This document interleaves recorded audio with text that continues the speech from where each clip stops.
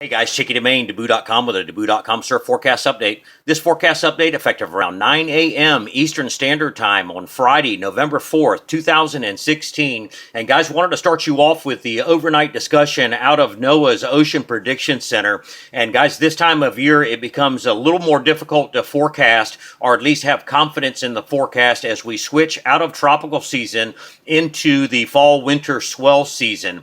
This is the discussion last night out of NOAA's Ocean Prediction Center. The OOZ models are in good agreement that a cold front will move southeast to the southernmost into waters tonight, with high pressure building towards the mid-Atlantic coast later tonight into Saturday. Models then continue to show little run-to-run consistency, where upper level low may close off east of the offshore waters, and how strong it may be late in the weekend through early next week.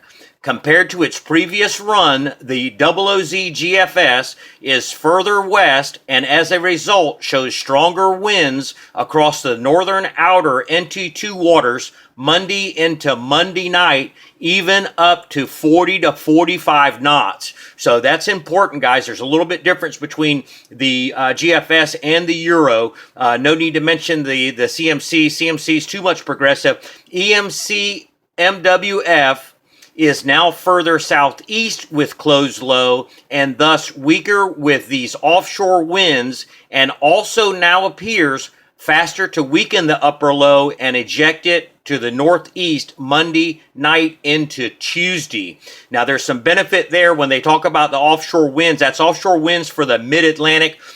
South of the OBX, it'll be an onshore flow. We'll show you that in the model runs in just a few moments. Gonna switch you over to some satellite imagery now. Now this is the area of low pressure that we're going to be watching over the next 72 hours to drop in Saturday night into Sunday. The forecast is for it to move off towards the east-southeast and then drop in over Nova Scotia as a developing gale in here just east of New England, south of Nova Scotia, backside or northeast of Bermuda. Now over here into the right-hand portion of your image, this is that area of low pressure that was down here towards Puerto Rico 2 to 3 days ago, has lifted off towards the northeast and is a slash gale slash storm. Seas are going to increase with this to up to near 30 feet, guys. Now, this is negative swell production because of the distance so far away from the East Coast, but it does help to set up the swell pattern to a more favorable swell pattern, setting up for the West Atlantic, Southwest Atlantic waters in here. Also in the extended, models are starting to hint that an area of weak low pressure is going to develop over Louisiana, and this could lead to some heavy rains, not as severe as what we saw earlier in the year with that 20% chance of development that the National Hurricane Center had of weak low pressure that caused all of the Baton Rouge floods. But those living along the Gulf Coast over Louisiana should also watch for that, as a possible area of some heavy rains could develop coming up next week. We'll show you that in the model run as well. Taking a look at the latest 24-hour wind wave forecast out of the NOAA's Ocean Prediction Center, showing strong northerly surge developing just off the outer banks, northeast winds 30 to 35 knots, seas increasing to 13 feet. 48 hours, the map switches over to meters, continuing on with northeast flows. Seas a little excess of 10 feet. That's at 3 meters. May see 12 feet there. And as you can see, although it was out of your image just a few moments ago, 24 hours, that's gale slash storm in here that is southeast of Newfoundland had seas up to 30 feet. It's decreasing in here now down to 8 meters. That's excess 25.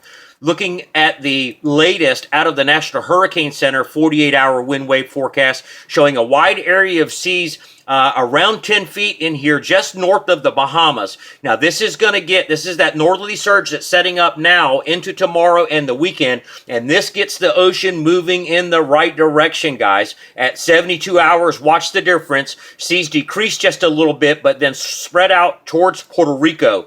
Now again, this gets the ocean moving in the right direction, and at the same time now, this is when that area of low pressure is going to drop in just south of Nova Scotia.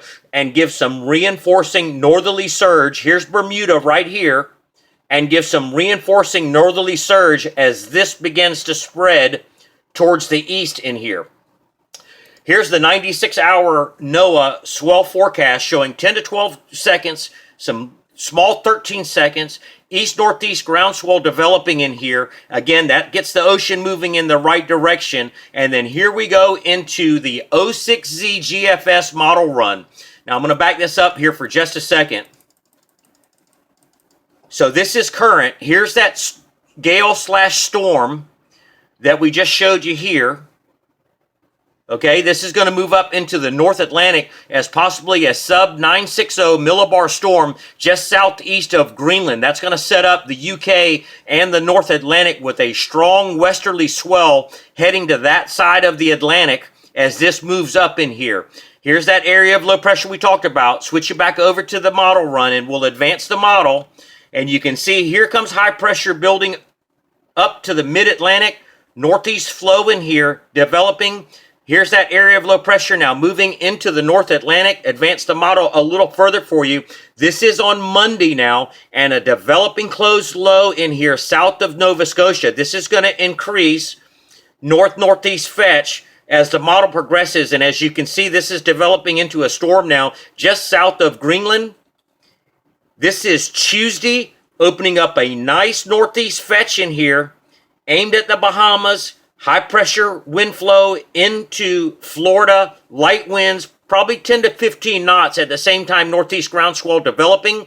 Here's that strong westerly fetch aimed at the UK. Advance the model just a little bit, and as you can see, heavy rains developing now over Louisiana. This is on Tuesday of next week, guys. Still in a favorable swell as east-northeast winds begin to wrap and then aim down here at Puerto Rico. So we have pre-existing northerly swell from the northerly surge that's developing now with the weekend, and then reinforcing low pressure here south of Nova Scotia. Advance the model for you a little bit more, and as you can see, this starts to become into a negative swell production as offshore winds now start to develop off the mid-Atlantic. Winds look to die out here, guys. So this is on Wednesday. So possible surf alert setting up for East Florida in here Tuesday into Wednesday. You got swell distance travel time from once the low develops.